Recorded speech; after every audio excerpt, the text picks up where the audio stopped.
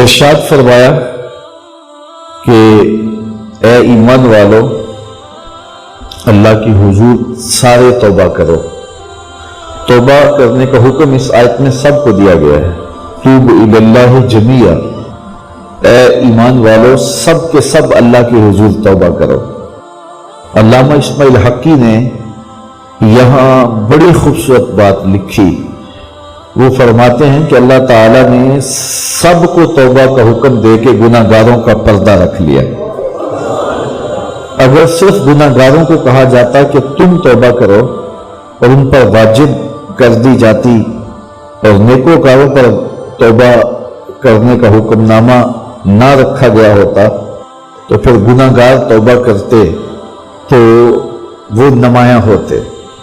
تو یہاں نیکوکاروں کو کہا گیا ہے کہ تم بھی توبہ کرو، بدکاروں کو کہا گیا ہے تم بھی توبہ کرو۔ نیک توبہ کریں گے تو درجے بلند ہوں گے، گناہ گار توبہ کریں گے تو گناہ معاف ہوں گے۔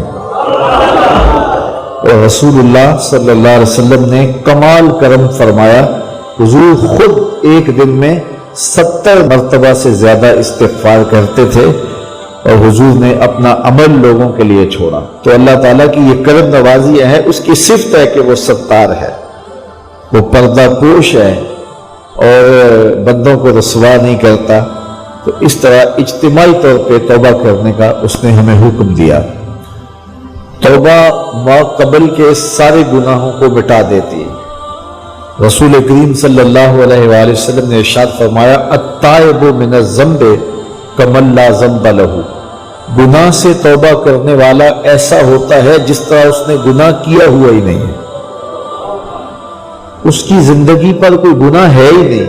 توبہ کرنے والا اس طرح گناہوں سے پاک ہو جاتا ہے جس طرح ابھی ماں کے پیٹ سے اس نے جنم لیا ہو۔ بلکہ فرمایا ہم ان کے گناہوں کو بدل کے نیکیوں میں تبدیل کر دیتے۔ تو جب گناہ بدل کے نیکیوں میں تبدیل ہوئے تو جتنا بڑا گناہ گار تھا اتنا بڑا نیکوکار ہو گیا، کیونکہ سارے کے سارے گناہ تبدیل ہو کے نیکیوں میں آ گئے۔ حضور علیہ السلام نے ارشاد فرمایا کل قیامت کے دن ایک شخص اللہ کی بارگاہ میں حاضر ہوگا اور اللہ تعالیٰ اس کو نامہ اعمال دے گا اور فرمائے گا اسے پڑھ۔ تو وہ جب اپنے نامہ اعمال کو پڑھنے لگے گا تو جو بڑے بڑے گناہ ہوں گے تو اللہ سے شرم اور حیا کی وجہ سے وہ نہیں پڑھ پائے گا، تو چھوٹے چھوٹے گناہ پڑھتا جائے گا تو بڑے بڑے گناہوں کو نظر انداز کرتا جائے گا، چھوڑتا جائے گا۔ تو جب وہ سارے گناہ پڑھ لے گا تو اللہ تعالیٰ ارشاد فرمائے گا بندے یہ جو تو نے جتنے گناہ پڑھے ہیں نا میں نے سب کو بدل کے نیکیوں میں تبدیل کر دیا۔ تو وہ جھٹ بولے گا اے میرے رب ابھی تو بڑے بڑے گناہ رہتے ہیں، وہ تو میں نے ابھی پڑھے نہیں ہیں۔ فَضَحِكَ النَّبِيُّ حَتَّى بَدَتْ أَنْيَابُهُ، حضور اتنا مسکرائے کہ حضور کی داڑھیں نظر آنے لگی۔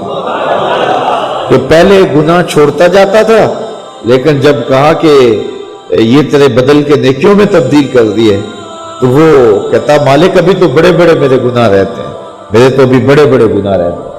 تو اللہ تعالیٰ گناہوں کو بدل کے نیکیوں میں تبدیل کرتا ہے، تو جتنا بڑا گناہ گار ہوا اتنا بڑا نیکوکار ہوا، اور یہ اللہ کے لیے کوئی مشکل نہیں ہے۔ وہ سارے گناہوں کو معاف کر دے اس کے لیے کیا مشکل ہے؟ اگر سمندروں کی جھاگ سے بھی زیادہ گناہ ہے رب کہتا ہے میری چوکھٹ پہ آؤ تو صحیح، دامن پھیلاؤ تو صحیح، میری دہلیز پہ آؤ تو صحیح، میں تمہارے سارے گناہ معاف کر دوں، بلکہ بدل کے نیکیوں میں تبدیل کر دوں۔ حضرت عمر کا زمانہ ہے، آپ جانتے ہاتھ میں کوڑا رکھتے تھے، تو آپ جا رہے تھے، ایک شرابی تھا ہاتھ میں، اس نے بوتل شراب کی پکڑی تھی، گلی کا موڑ کاٹا اس نے تو آگے حضرت عمر نظر آئے۔ حضرت عمر تو موقع پہ سزا دیتے تھے، ہاتھ میں درا پکڑا ہے تو اس نے دل ہی دل میں کہا مالک عمر کے قہر سے بچا لے، پکی توبہ کرتا ہوں آج کے بعد شراب نہیں پیوں گا، اور جلدی سے وہ شراب کی بوتل بغل میں دبا لی۔ حضرت عمر بھی سر پہ پہنچ گئے اور جھڑک کے کہا کہ یہ تیرے پاس کیا ہے؟ تو ڈرتے ہوئے کہا حضرت سرکہ ہے. تو عمر تھے، کہا نکال. تو جب نکالا تو واقعی سرکہ ہو گیا تھا. جو رب شراب کو سرکے میں بدلنے پہ قادر ہے، وہ رب گناہوں کو نیکیوں میں بدلنے پہ بھی قادر ہے. تو اس کے در پہ کوئی آئے تو صحیح، جھولی پھیلائے تو صحیح. ہم تو مائل بکرم ہیں، کوئی سائل ہی نہیں. راہ دکھلائیں کسے، راہ روے منزل ہی نہیں. کوئی اس کی دہلیز پہ تو آئے، اس کی چوکھٹ پہ تو آئے.